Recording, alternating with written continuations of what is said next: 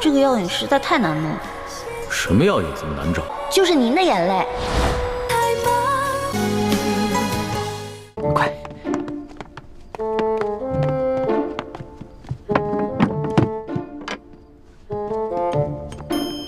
你们都下去吧，这要亲自罚。这。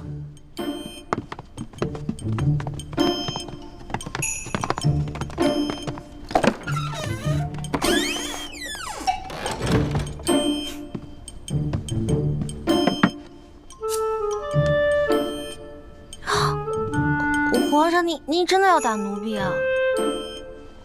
不然呢？这次要是再不罚你的话，你都要上房揭瓦了。君无戏言，这是你自己说过的。过来，趴下。好吧，不就挨几下板子吗？打就打。哎呀，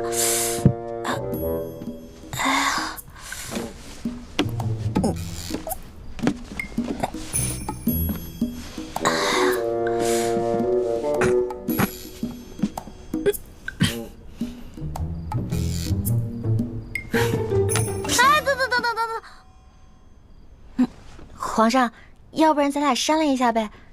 您高高举起，轻轻放下，假打行吗？你刚才那个死猪不怕开水烫的英雄气概哪儿去了？不如啊，你给朕认个错，跟朕重新续个大小，让朕做老大，你做小弟，那朕就饶了你。不行，我从小都是老小，好不容易捞个老大当，士可杀不可辱。打吧。行，那你就好好忍着，别鬼哭狼嚎的啊！绝对不出一声。啊！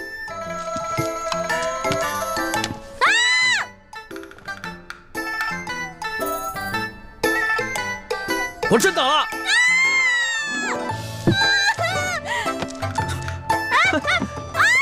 啊！我说呢，平日里你蹭破点皮就哼哼唧唧的，今天像换了个人似的。原来有这个东西！还给我！还给我！什么东西？大清哪条律法规定了，奴才被打的时候，屁股里就不能垫垫子？还给我！你趴下，板子还没打呢。皇上，您难道真的要打奴婢40大板吗？皇上，您看您这板子这么大，你要是真在我屁股上打，那我屁股不得开花了？能不能打个折呀？半折、对折，20下。不行，40大板，一下都少不了。那要不然就4折15下。你的算术先生是被你活活气死的吧？4折16。皇上英明，16下，那我们就决定了，就打我16下。谢谢皇上。到了这个时候，你还想给朕下套啊？我告诉你，40大板一下都少不了。哎，等一下。又怎么了？您看是这样的，如果硬打我40大板都打在屁股上，我是个女孩啊，半个月都起不来，走路一瘸一拐的，多难看。要不然换个地方打。也是，真把你屁股打坏了，你这半个月下不了床，朕这儿也没人伺候。行，你先起来吧。谢皇上开恩。这个屁股打不了，手总打得了吧？把手伸出来。皇上你干嘛呀？又要打我呀？行了，别废话，把手伸出来。我不。右手要做事，左手，快！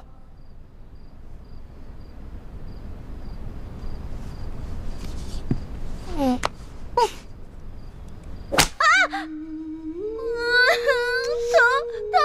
死我了！你可是真英雄啊，这声音都传到紫禁城外面去了。奴婢是假英雄，真怂包。如果皇上行的话，你试试，你不叫我就服你。这个时候你还敢跟朕顶嘴？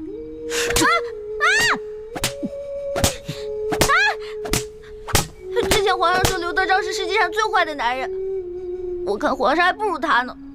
刘德昭虽然欺上瞒下、贪赃枉法，但他对自己的女人从来不打，他对他女人很好的。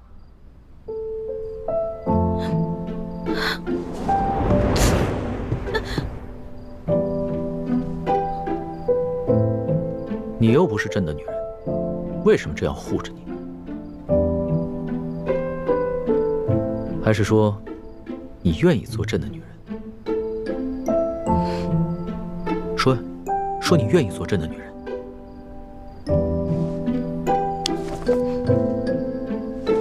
皇上还是继续打吧，奴婢绝对不出一声。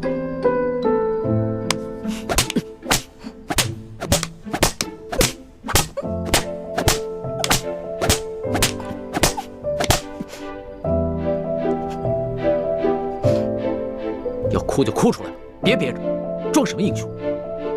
奴婢不想装英雄，奴婢只是装不了皇上的女人。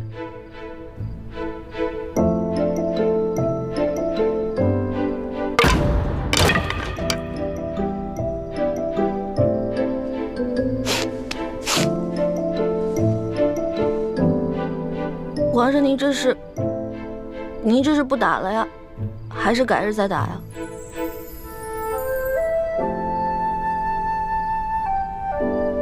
把手伸出来，给朕看看。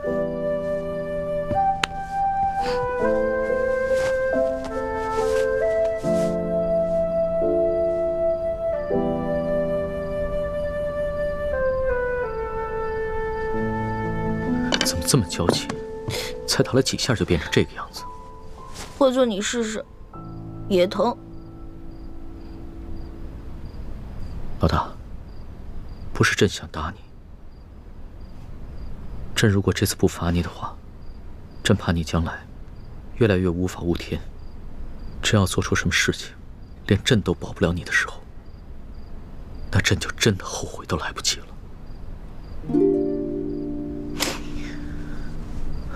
可能这次真的是打中了。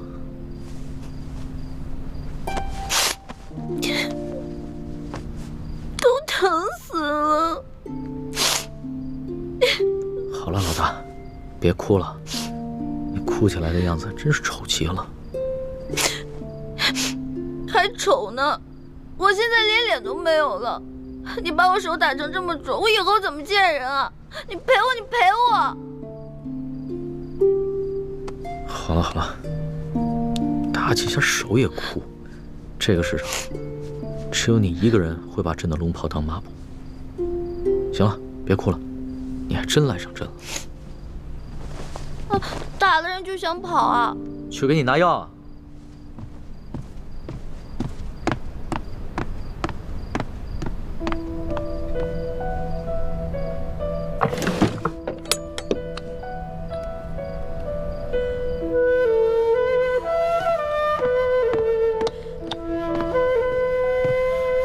把手伸出来。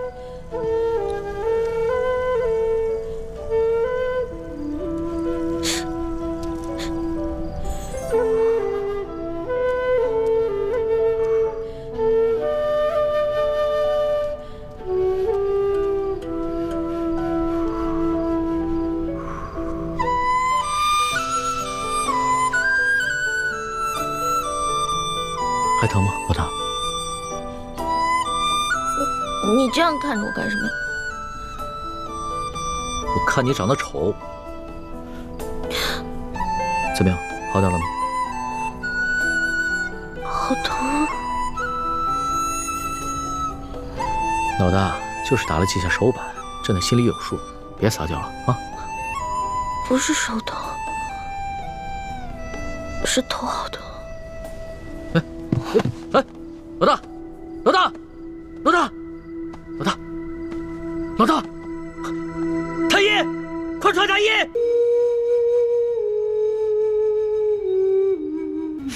一欢怎么还醒不过来啊？是叔姑娘，这头疼的毛病，是从娘胎里带出来的顽疾，微臣无能啊！一群没用的东西！朕就问你，他这个病严不严重？朕要听实话。此病十分罕见，只有古医书上有记载。若是一欢姑娘能醒过来，便能逢凶化吉。听你这个意思，他还有醒不过来的可能。过了今晚，如果明天一欢姑娘还没醒，恐怕就怎么样？就再也醒不过来了。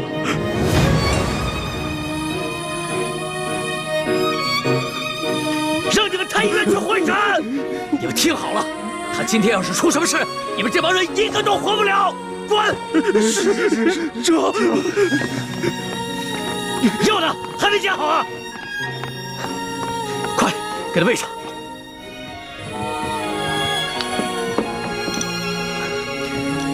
快，欢儿，这药再也不冲你发脾气了啊！哎呀，师叔姑娘根本就没办法吞药。喂，接着喂！哎呀，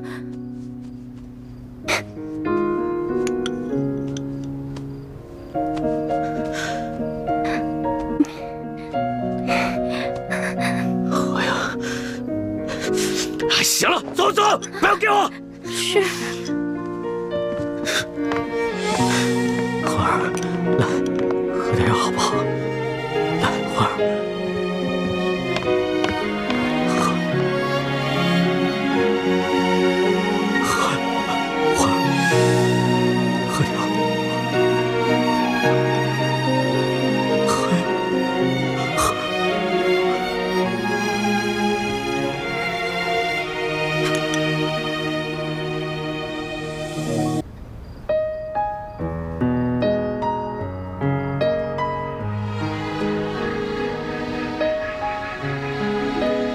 老大，别睡了，好。其实朕知道，你不醒过来，定是因为你觉得朕还要罚你，对吧？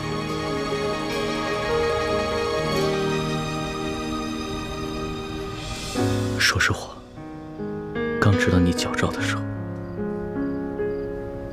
朕的心里真的非常生气。朕气的不是因为你放过了刘德昭的家人，是因为之前鳌拜他也总是矫诏，他一直把朕当成一个傀儡皇帝，所以自从朕亲政以后，绝对不再允许任何人挑战朕的皇权。刚知道你矫诏的时候，朕的心里边满是怒火。但是现在，只剩下担心，甚至是害怕。你知道吗？朕自8岁登基以来，经历过无数的危险，哪怕在擒拿鳌拜的时候都没有真正的害怕过。但是这一次，朕真的怕了。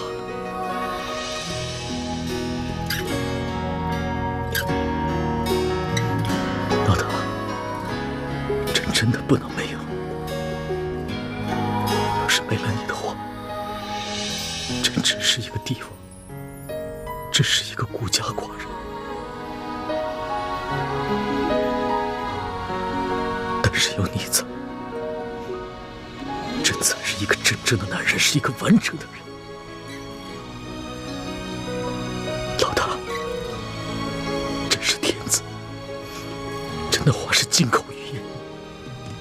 朕现在就赦了你过往所有的罪，只要你醒来，只要你醒。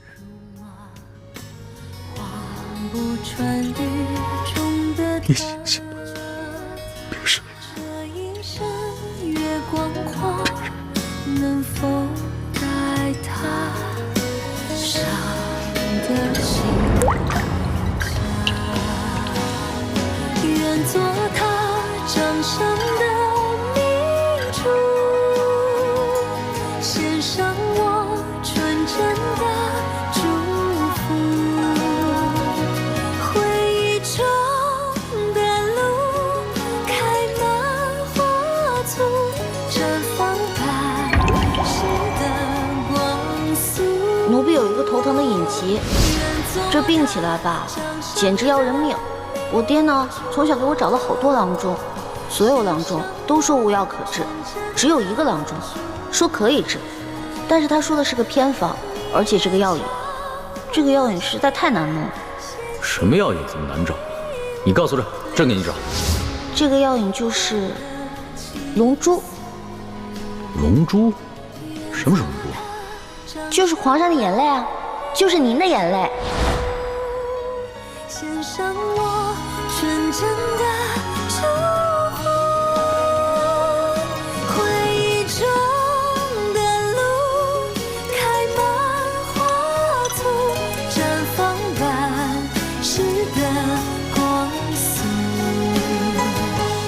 绽放般似的光速。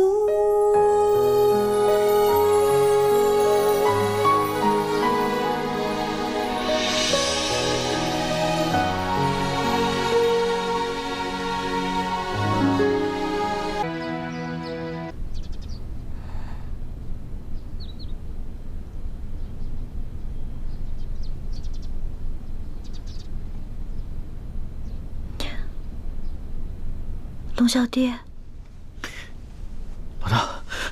老大，你终于醒了，真不是在做梦吗？扶我起来。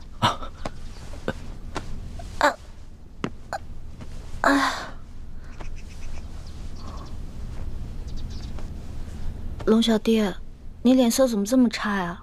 你是不是一晚上没睡，一直坐那儿守着我呀？你还说呢，真的差点被你吓死了。太医说了，今天你要是醒不过来的话，可能就永远都醒不过来了。咱们可是对着月亮发过誓的，说要同生共死。你要活不下去不打紧，你要是朕也活不下去啊。所以，你真的一晚上没睡啊？又不是第一次，朕呢，上辈子一定是欠了你很多钱。说吧，你要怎么报答朕啊？要不然以身相许吧。那朕就勉强收了你吧。哎呀，什么以身相许啊？要不是你打我，我也不可能旧病复发。你居然敢矫诏，朕还不能打你一下啊？好疼呀！疼？宣太医，快宣太医！宣什么太医啊？不是这儿疼，是这儿疼。手怎么红成这样子呀？朕给你吹吹。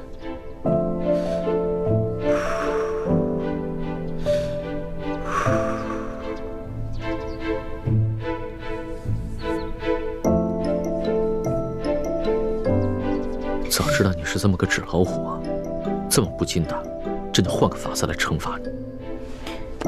其实小的时候我偷懒不肯学习，师傅跟爹就是这样罚我的。但我基本上都是1哭2闹3上吊，就躲过去了。也就是说，朕这一次也是差点上了你的当。哼，怪不得你的技艺杂而不精，跟你哥哥比起来差远了。在家有猪哥哥，在外有龙小弟，我干嘛还要学啊？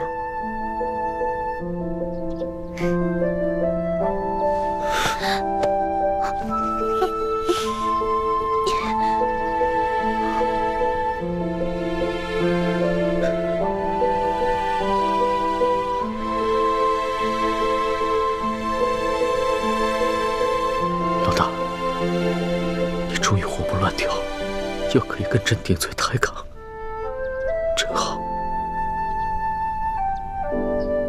猪哥哥，对不起，我是下了决心不要再理龙小弟的，可是我身不由己啊。龙小弟，我能不能不吃药了？你看我好了，真的好了。不行，这是圣旨。可是我哥说这种药根本没用嘛，我的病喝这种药根本解决不了问题。谁说没用的啊？昨儿夜里要不是朕口对着口帮你渡药，只怕你今儿就醒不过来了。口对着口。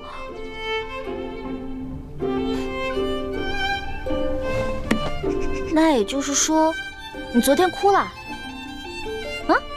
你不是很难动情的吗？你最近怎么这么容易哭了？朕没哭，谁说取龙珠就一定要哭的？这你自己也说过呀，一碗辣椒汤足矣啊。哦，龙小弟，你放心吧，这碗药我一定会好好喝的。不过在喝之前，我要1碟蜜饯，1碟枣糕，1碟桃酥，再来1碗糖蒸乳酪。不是，老大，你这病刚好，吃这么多行吗？你可以怀疑我的任何一项技能，唯独不能怀疑我的吃过。也是啊，朕的这些后宫女人里边，别人都是吃了几口就饱，你呀是吃饱了还能再吃几口。这样，去传1碟桃酥，1碟枣糕，1碟蜜饯，还有1碗糖蒸乳酪。这多吃点。谢谢龙小弟。你要实在吃不下，要不然我再一口一口的喂你啊。听不到，听不到，听不到。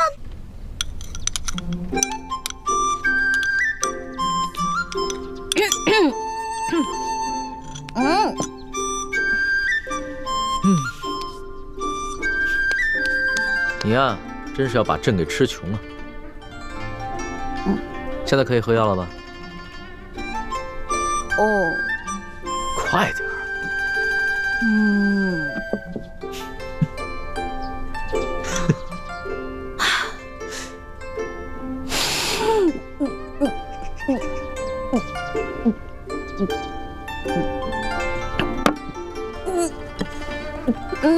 哎呀，你怎么吃个药都这么麻烦呀？那你小时候病发，家里又买不起这些东西，那可怎么办呀？很简单啊，捏住我的鼻子，使劲往里灌呗。这个办法好，那朕以后就这么对付你啊。但是，我喝进去以后，就会把药全都吐出来，因为药实在太苦了。这个时候啊，我的猪哥哥看我难受，就会上山帮我采很多野蜂蜜。但野蜂蜜没那么好采的，每次他采完以后，满脸被叮的都是包呢。李爱卿对你是真好啊。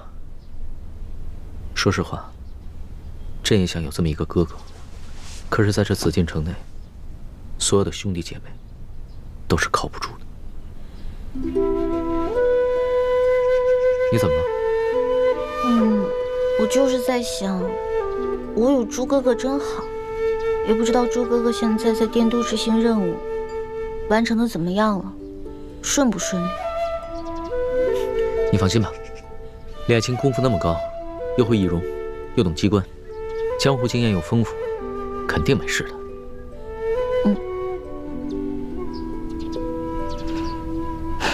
猪哥哥，对不起，你若回来，发现我对龙小弟又割舍不下，你一定会很失望、很伤心吧？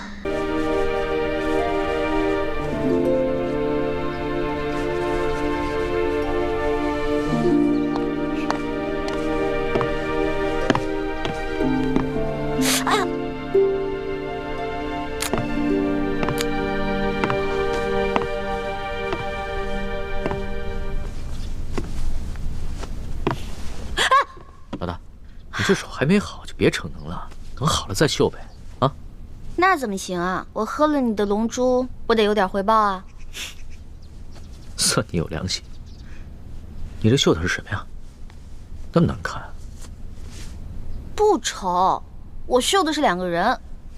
2个人？哦，一男一女。你绣的是一对夫妻啊？不是，他们2个是兄弟。哦，那朕明白了。你绣的呀，是你和朕，对吧？那你现在还觉得丑吗？不丑，不丑，不丑，男的俊，女的美。好啦，大功告成。这可是老大我生平做的第1个女工，送给你。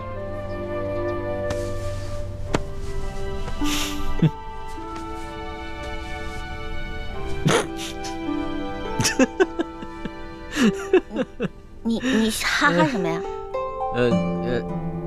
老大，你这个绣工实在是什么？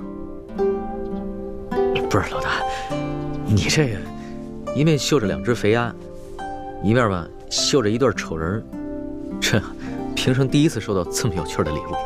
龙小弟，这个荷包里面可以装香，可以驱虫防蚊，提神醒脑，你会把它带在身上吧？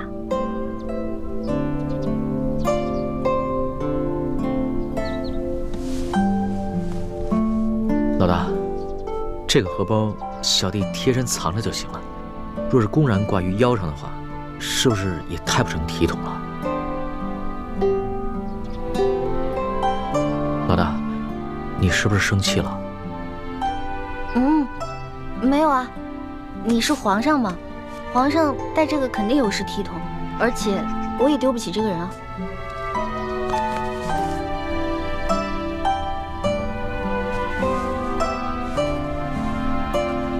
终究只是皇上，不是我的龙小弟。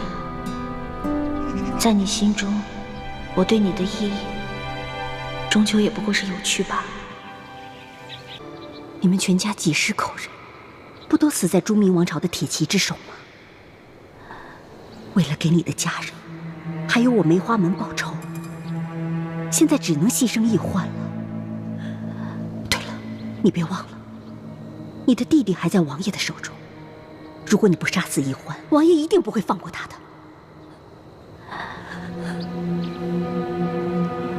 保你弟弟的命，还是易欢的命？你自己想一想。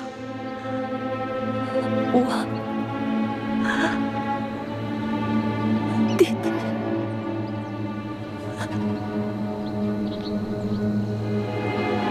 这是救命丹，化在酒中，喝下后1刻钟内必死。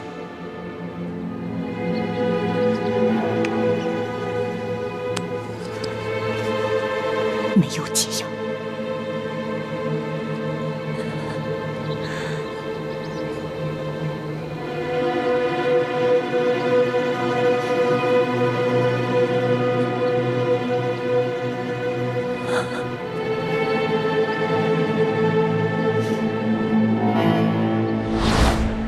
皇上驾到！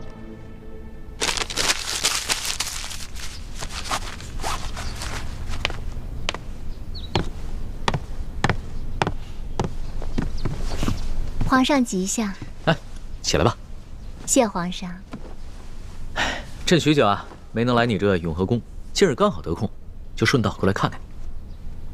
谢皇上挂心，妾身一切安好。好就好，坐吧。皇上前些日子一直愁眉不展，今日面露喜色，是不是有什么喜事啊？还不是易欢那个丫头，前些日子和朕赌气，朕是骂也骂不得，罚也罚不得，心里着实郁闷。还好，昨日转了性子，和朕和好如初了。易欢就是小孩子脾气，不懂事，皇上多担待。朕就喜欢你这个淡泊体贴的性子。这后宫之中啊，也就是你，不会是易欢为敌了。朕为了不让易欢惹麻烦，一直不让别的嫔妃去她的永乐斋，也不让她去别的嫔妃宫里。朕自己啊也没时间陪她。你要是有空的话，就多去永乐斋走动走动。妾身遵旨。哦，对了，刘德昭等人已经全部出斩了，可惜裘贵逃走了。朕已命新的山西巡抚继续抓捕裘贵，等抓到了裘贵，朕就把他送到你爹的坟前处决，也算是为你报了大仇。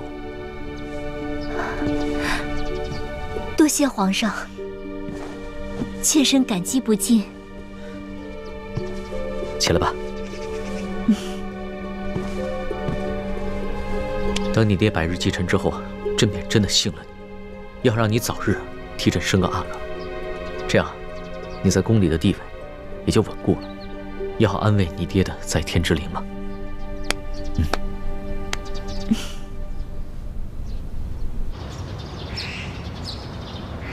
太皇太后那边有消息了吗？太皇太后虽然表面上没有什么异常之处，但心里却对你很不满。只不过她是碍于皇上的面子，隐忍不发。易欢，你可千万要小心呐！不要以为皇上宠着你，你在这宫里就万事大吉了。我在这宫里待了一辈子了，什么样受宠的嫔妃我没有见过呀？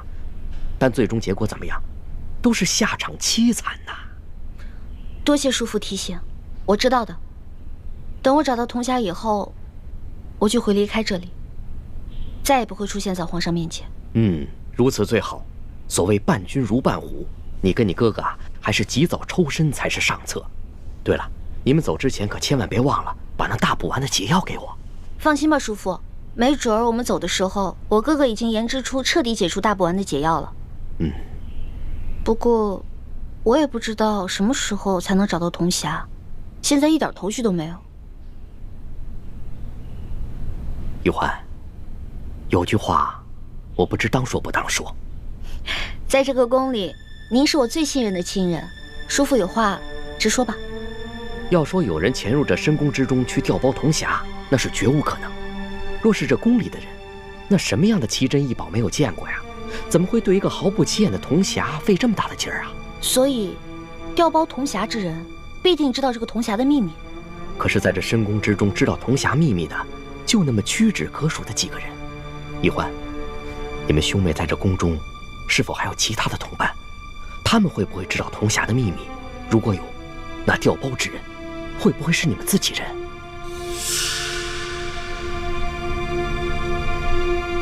你先慢慢想，我得赶紧去伺候太皇太后跟皇上了。嗯。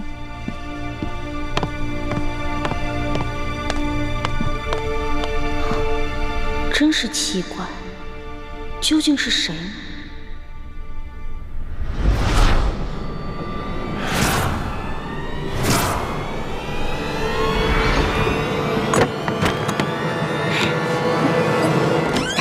一欢，谁？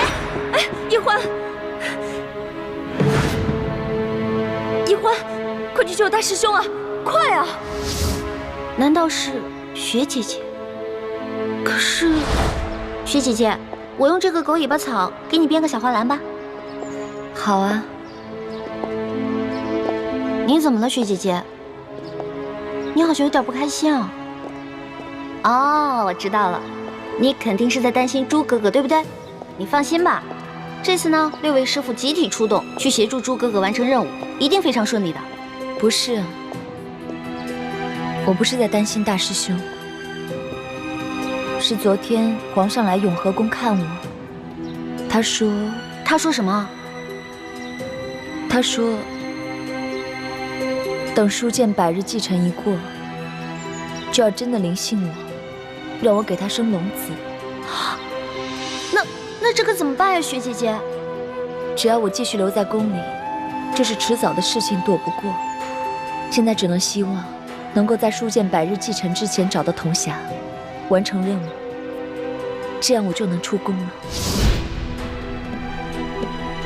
雪姐姐深爱着猪哥哥，如果铜匣在她手上，她肯定宁可马上撤离，也不会接受康熙的临幸。但若不是她，难道是六师傅？六师傅，反正现在人都出去了，你赶紧坐下吧。欢儿，这是在紫禁城里，不是在咱们明珠谷。这里可没有什么师傅徒儿，这里啊，只有这厉贵人、欢答应和雪嬷嬷。只要记着这一点，你的言行才不会露出破绽。记住，要尽快适应这宫中的生活，谨言慎行，一切以完成任务为重。徒儿记住了。你看你还在自称是徒儿，这要是被宫外人看见了，宫里人知道，你会惹出大麻烦的。六师傅一直都很疼爱雪姐姐和我，对猪哥哥也很爱护。他干嘛要偷走铜匣呢？难道他就是鳌拜派遣在我们明珠谷的内奸？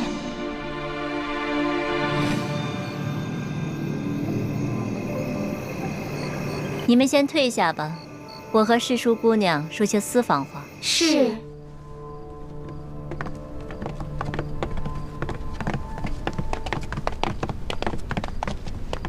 雪姐姐，什么事儿啊？是不是我爹跟猪哥哥他们有消息了？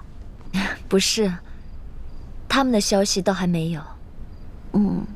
是咱们俩姐妹啊，好久都没有在一块儿吃饭喝酒了，所以今天姐姐我特意亲自下厨，做了一桌子你爱吃的菜，来，快尝尝。有狮子头哎。吃一块你最爱吃的狮子头。谢谢雪姐姐。红烧的。雪姐姐下厨，那手艺自然不用说啦，肯定好吃。怎么样？好好吃，就这个味道。雪姐姐，从小到大，你跟诸位师兄师姐老是这样宠着我，会把我宠坏的。我这些天一直在想，如果我们不是生在这个朝代更迭的时代，而是生在太平盛世，那该有多好啊！生在什么时代啊，可不是我们能够控制的事情。如果我们和大师兄永远留在明珠谷，春天赏花，秋天赏月，男耕女织，不管外面是什么朝代，就这么一辈子与世无争，快快乐乐的生活，那该有多好啊！薛姐姐，你今天好多愁善感啊，是不是发生什么事儿了？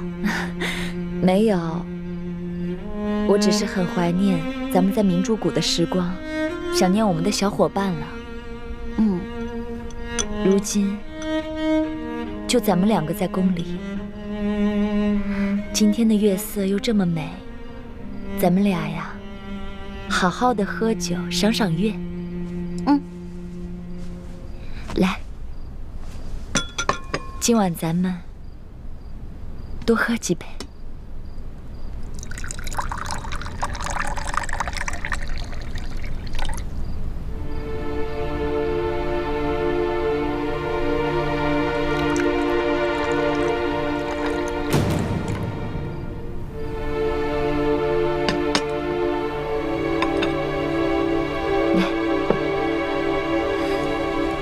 今天皇上又来看我了，我看得出皇上今天的心情啊很好。前些天你跟他冷战，皇上也整日愁眉苦脸的。这宫里上下每个人都战战兢兢的，生怕惹到皇上。看来能让他如此伤心的也只有你一个了。薛姐姐，能不能别跟我提皇上啊？你也跟我提他，我心里就乱糟糟的。不行，我就要跟你提。今天我叫你过来也是要劝劝你，咱们都是明珠谷的人，和大清的皇帝势不两立，你和康熙是永远都不可能的。我知道，等我们找到铜匣以后，我们就撤出紫禁城了，那个时候我再也见不到他了。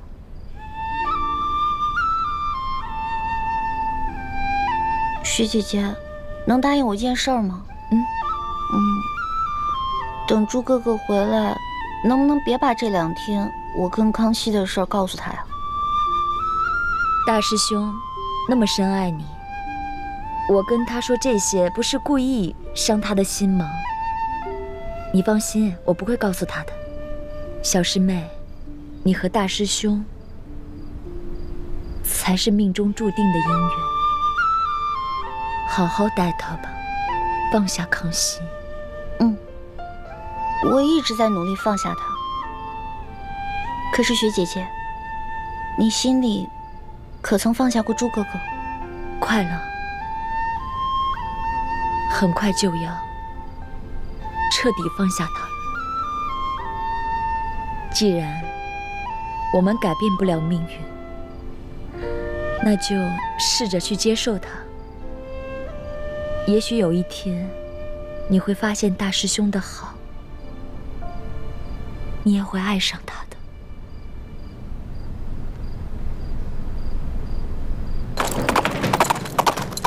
唱！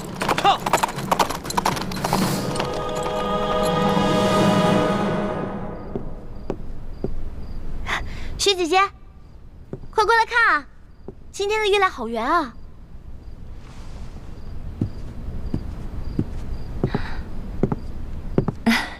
还真是啊。都说15的月亮16圆，今天真是格外的圆。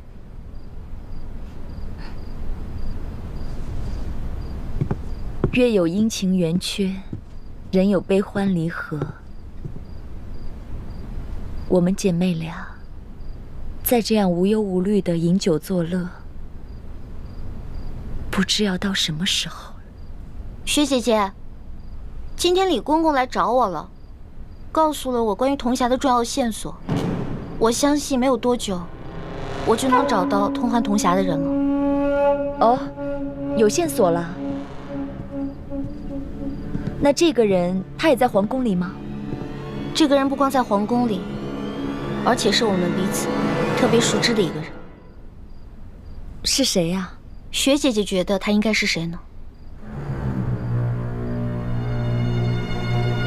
其实我很早开始就怀疑过他，只不过我拒绝去深想，直到今日，我都不忍心怀疑是他。小师妹，今日我叫你过来，也是要告诉你关于铜匣的线索。那薛姐姐先讲吧。小师妹，你知道吗？其实啊，我特别羡慕你，你的亲爹靖王疼爱你，师长们宠着你，师兄师姐也都护着你，更有大师兄那么深爱着你，你真的好幸福啊！是啊，我也觉得我好幸福啊。可是我好害怕，我的这种幸福只是一种假象，会有人来打破它。不会的，你生来命就好。姐姐祝福你，要永远幸福。谢谢薛姐姐。不过，我不希望我一个人幸福，我希望我们姐妹两个都可以幸福。会的，我们都会幸福的。其实，在咱们这些兄弟姐妹里，我和大师兄最是同病相怜。我们都是从小父母双亡，又都肩负着非常沉重的责任。我们一直撑得好辛苦。是啊，每个人都有每个人的不易啊。小师妹，你真的要听姐姐的话，好好对待大师兄，不要让他难过，也别让他伤心，别让他失去这最后一份支撑。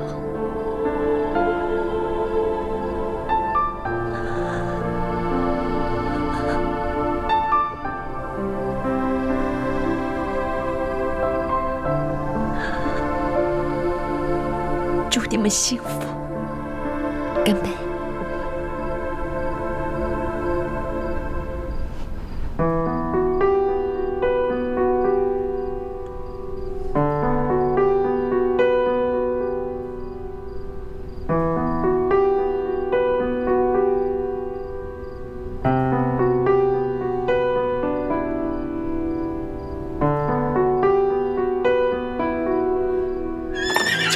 来者何人？请。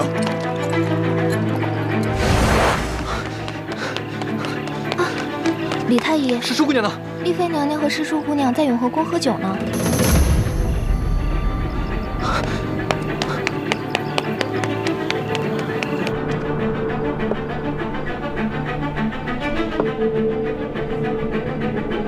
薛姐姐，你哭了。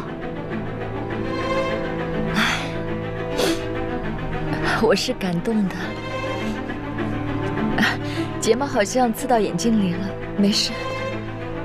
来，咱们继续喝。薛姐姐，你现在可以说出童霞的事儿了吧？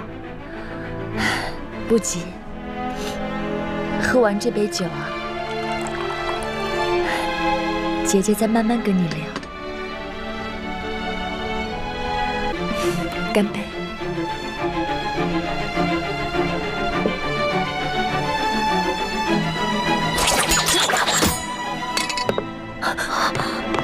大师兄，朱哥哥，红梅，你没事吧？没。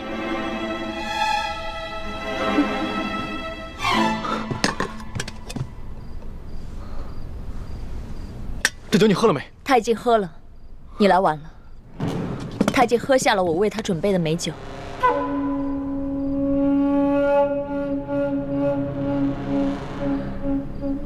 看来你全都知道了。是，我已经知道了，但是我还是不敢相信，除非你亲口告诉我。朱哥哥，本来义父让我不要说破的，但既然你已经对他下手了，那我也顾不了那么多了。环佩，我们这次在滇都的行动，可以说是九死一生。吴三桂在我们明珠谷安插了奸细，而这奸细就是六师傅，还有倾城。薛姐姐，朱哥哥说的都是真的吗？是你拿走了童霞，上交给吴三桂了，是吗？不错。那你今天邀我过来赏月喝酒，是为了除掉我，对吗？王爷要我杀你，我不得不这么做，所以我在酒里下了毒。把解药交出来！这是王爷秘制的绝命丹，没有解药。朱哥哥，不要！把解药交出来！我说过，这是绝命丹，没有解药。你心爱的女人，注定要死在你的面前。你现在唯一能做的，就是杀了我，替她报仇。薛姐姐，如果易欢有什么意外的话，不会放过你。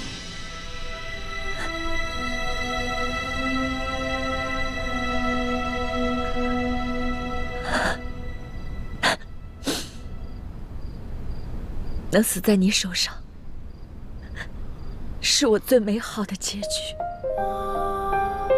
大师兄，小师妹，祝你们幸福。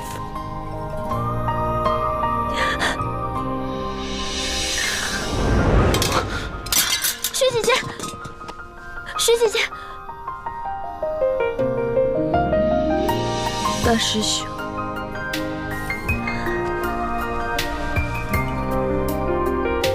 这个是我给你准备的生日礼物。虽然晚了几天，这也是我的一片心意。里面有一封信，你看，就都明白了。当大雪倾城淹没来时的路，当天明还来不及淹没痛苦，清城，清城，选择躲在我的回忆里祝福，我却只能眼看着眼前起了雾。当大雪倾城淹没来时的路，当天明还来不及淹没痛苦。我雪家有70余口人，都命丧明军铁骑。仅我与小弟2人幸免于难，被师父收养。师父带我入明珠谷时，将小弟送往了平西王府。换走通夏，在山西逃亡途中通风报信，都是我为保小弟性命，不得已而为之。平西王要我杀了小师妹，我不忍下手，又不敢抗命。思来想去，唯一之法就是我来饮下毒酒，再由小师妹向康熙揭穿我乃吴三桂奸细之事。那么，我就不是抗命，而是身份败露，畏罪自杀，小弟的命方可保全。而我之死，还能换来康熙对小师妹进一步的宠幸，亦能激化康熙与吴三桂之矛盾，也算我对咱们过往情谊的一点小小的报答。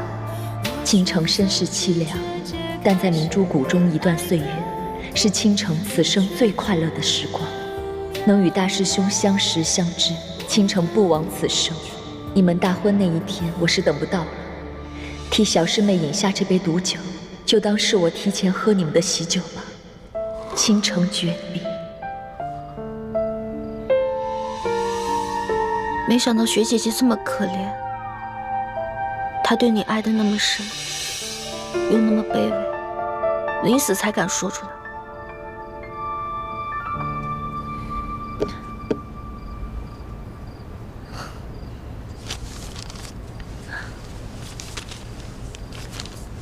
薛姐姐，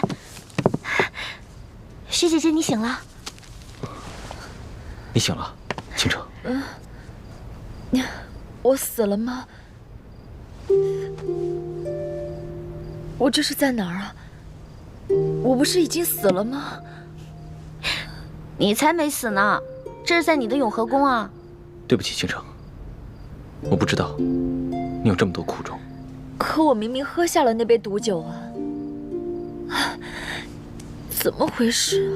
酒你是喝了，但是你没有喝毒酒，那杯毒酒啊，被我给换了。什么？月有阴晴圆缺，人有悲欢离合。我们姐妹俩在这样无忧无虑的饮酒作乐，不知要到什么时候。你早就知道那杯酒有毒？其实我刚来的时候，看到那个壶跟宫里平时的壶长得不一样，我就开始怀疑了。我仔细一看，原来那个壶啊叫做鸳鸯壶，它的壶盖上镶着2块宝石，其中一块是绿的，有一块是红的，分别控制着壶里的2种酒，一个是有毒的，一个是没有毒的。当你按下红色的时候，那就是毒酒；当你按下绿色的时候，那就是没有毒的酒。其实啊，我也没有见过这种鸳鸯壶，不过我在六师傅的工具谱上见过这种草图，所以我一看是鸳鸯壶就什么都明白了。原来你早就在怀疑我了。其实，早在铜匣被调包的时候，我就怀疑过你，不过，只是一闪念而已。因为我们从小一起长大，我不相信雪姐姐你是奸细。后来我们一起去山西寻访，每次有风吹草动的时候，刘德昭都会提前知晓。那个时候我就知道，一定是我们的人暗中走漏了消息。但就算在那个时候，我也没有怀疑过你。直到今晚，你要我过来赏月喝酒。当我看到这个鸳鸯壶的时候，我心里什么都明白了。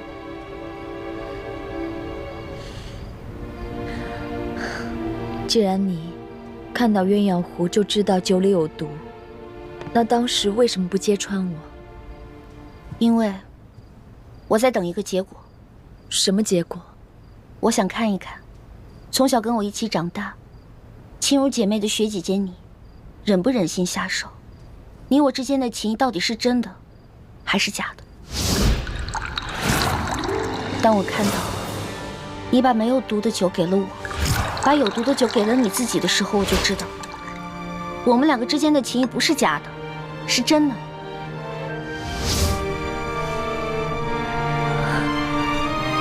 小师妹，你可愿意原谅我？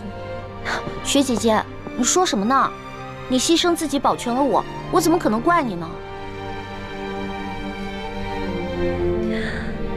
哎，可是你把毒酒换了，我又没喝，那杯酒，那杯毒酒啊，我压根就没喝。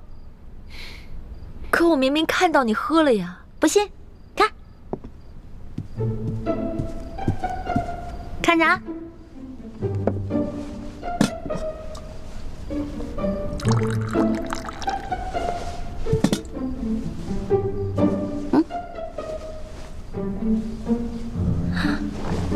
姐姐，酒呢？不是让你喝了吗？是吗？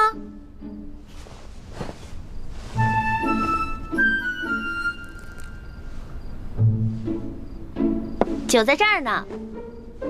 哎，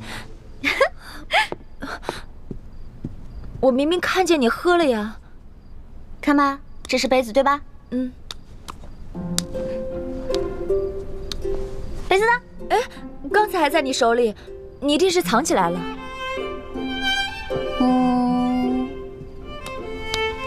哎，在你身上呢。你是怎么做到的？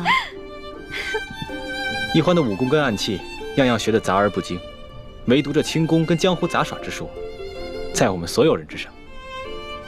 薛姐姐，当师傅们给你安排进宫这一计划的时候，当你在苦练歌舞琴技的时候，我呢，就在明珠谷跟那些杂耍师傅们练一些不登大雅之堂的江湖杂耍，所以我才会这些啊。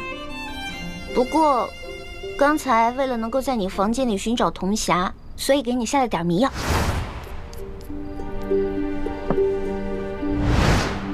对了，你的房间我已经找过了，没有找到铜匣。你是不是把铜匣交给六师傅，让他交给吴三桂了？不，我没有。吴三桂此人凶残狠毒，如果把铜匣给他及其3把金钥匙，找到宝藏，那对我们老百姓来说，一定不是好事。谢谢你，倾城。大师兄，你可别这么说，我已经没有脸再面对你们了。小师妹，你不该救我，就像我信上所说，把我揭发给康熙，让我以死谢罪吧。别再说这样的傻话了。有什么困难，我们一起解决。我们永远都是亲人。雪姐姐，你现在是不是在担心你没有杀了我，吴三桂会对你弟弟不利啊？你放心吧，我们一定想办法把你弟弟给救出来。倾城，相信我，你的事就是我的事，你的弟弟就是我的弟弟，我一定会想办法把他给救出来。谢谢你们。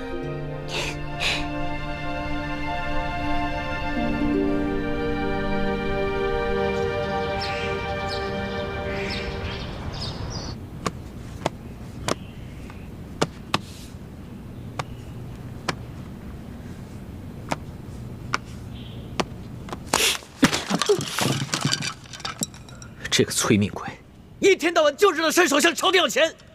皇上，出什么事儿了？还不是吴三桂那个老匹夫，说什么自从诛杀了永历帝以后，在云贵之地就不时有反清复明的人起兵闹事，还要时刻防着缅甸的进攻。他只会不停地找借口向朝廷索要巨额的军饷。巨额军饷？你自己看看就知道了。这张奏折索要军饷50万两，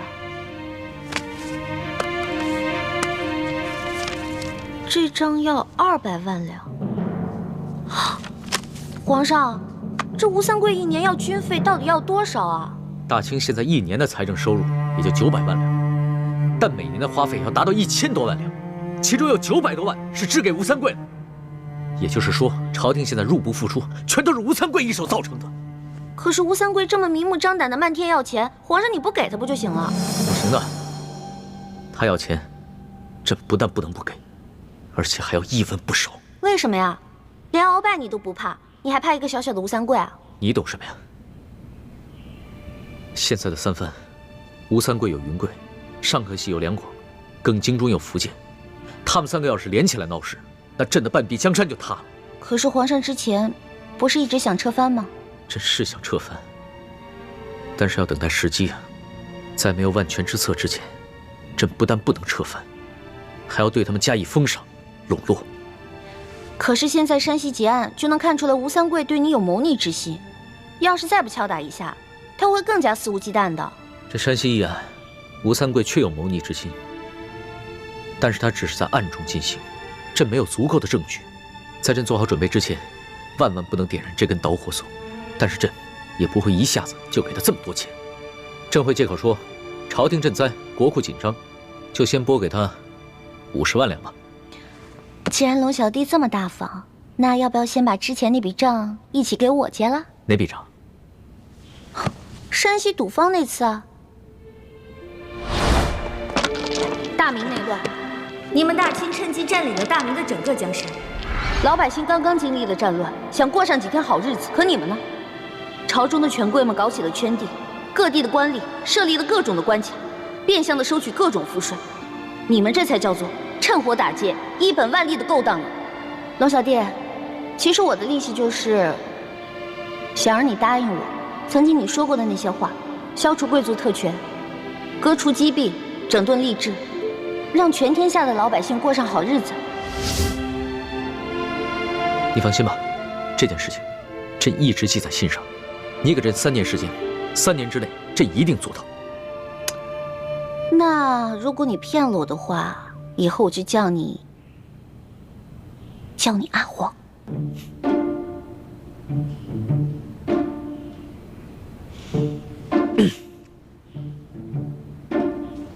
但朕跟你说，朕要是做到的话，只要翻身做老大，你做小弟。哼，一言为定。一言为定。开战。